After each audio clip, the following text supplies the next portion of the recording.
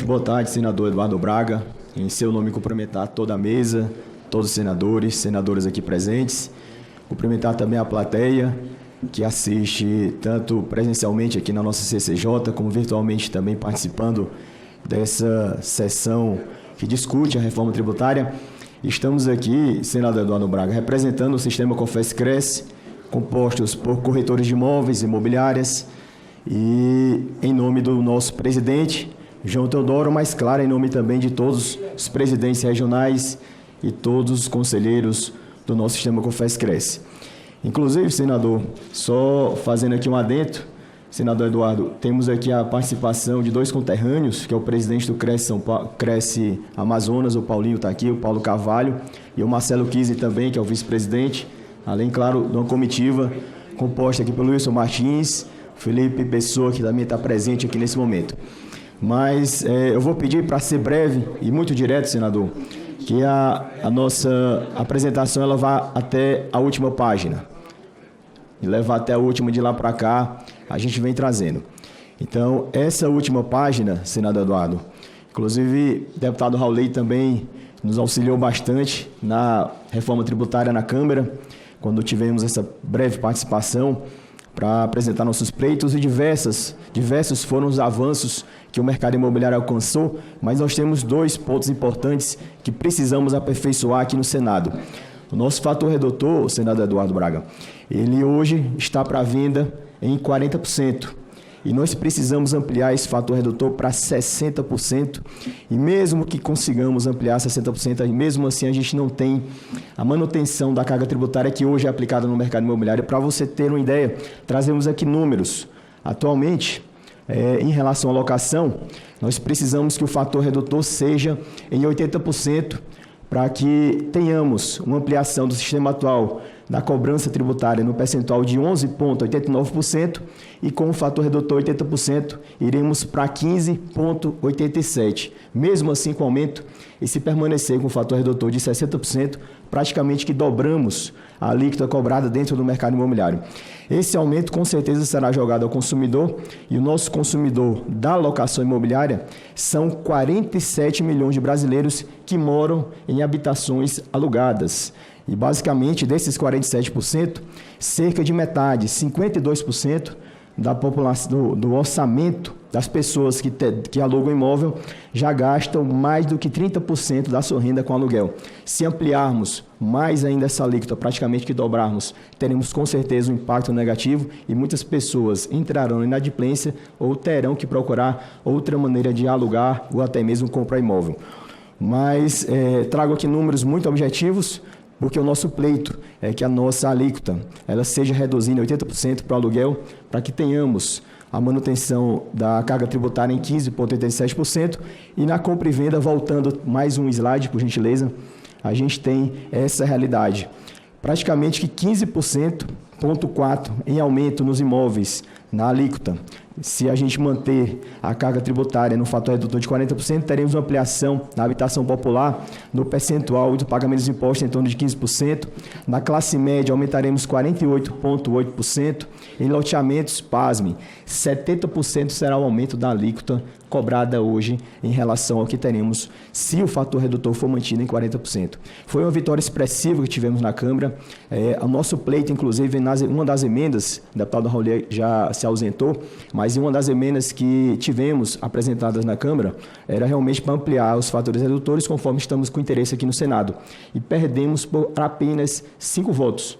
E agora estamos nessa iminência de convencer os senadores para a necessidade dessa reformulação, porque a moradia é um dos direitos básicos que qualquer cidadão tem na sua dignidade. Então, temos alimentação, moradia, saúde, educação, e moradia é o que estamos aqui nesse momento lidando, e esse é um dos fatores que levam a essa discussão e essa exaustão do convencimento dos senadores. Voltando mais um slide, eu trago aqui os dois pontos principais que nós temos aqui para debate, mas o terceiro ponto, senador, que eu preciso do convencimento da grande parte da nossa bancada, em relação ao regime de tributação. Conseguimos uma mudança no regime de tributação de competência para a Caixa na compra e venda imobiliária, porque muitas das vezes os imóveis são vendidos em parcelamento, então não tem como você tributar uma competência de algo que você não sabe se vai nem receber. Então o regime de Caixa é o mais justo. E na locação da mesma forma. A locação hoje, devido à inadimplência, poderá existir que o proprietário do imóvel que aluga o imóvel, ele seja obrigado a pagar o imposto sem nem ao menos ter a garantia do recebimento do aluguel. E a gente sabe que muitas das vezes o proprietário demora 2 anos, 3 anos para desocupar um imóvel, despejar o inquilino inadimplente e durante todo esse tempo ele terá a obrigação, se for tributado no regime de competência, a pagar o imposto mês a mês. E a gente precisa fazer essa alteração. Temos, inclusive, as emendas já numeradas, 83 a 1504. Cada uma dessas situações específicas já temos apresentações propostas e são básicas, singelas e simples, simplesmente para a gente tornar mais plausível a cobrança tributária dentro do mercado imobiliário devido à sua importância. Voltando mais aí no slide. E para todos poderem compreender a magnitude dessa nossa intenção, hoje representamos 7% do PIB, arrecadamos 9% dos tributos em todo o país, geramos 10% dos empregos, temos uma cadeia produtiva com mais de 97 atividades, dentre elas a corretagem imobiliária, que será impactado em toda essa estrutura se mantivermos essa situação atual, que já foi aperfeiçoada, mas a gente precisa trazer essas 3 melhorias principais. E eu trago também outro ponto importante, um ponto social, porque muitas pessoas, senador Eduardo, compram imóvel e com o objetivo não só de vender, mas de alugar para ter uma complementação de renda futura. É uma aposentadoria privada. E a gente sabe que a Previdência Pública ela já se encontra deficitária. Eu tenho certeza que daqui a 20 anos ela estará numa situação mais deficitária ainda. E uma das soluções que temos é o próprio mercado imobiliário, a compra imobiliária, para contemplar essa aposentadoria que muitas pessoas idosas detêm. E pasmem, esses idosos, pessoas físicas que obtêm a sua rentabilidade através da locação imobiliária como fonte de renda única, eles serão tributados de acordo com a reforma tributária.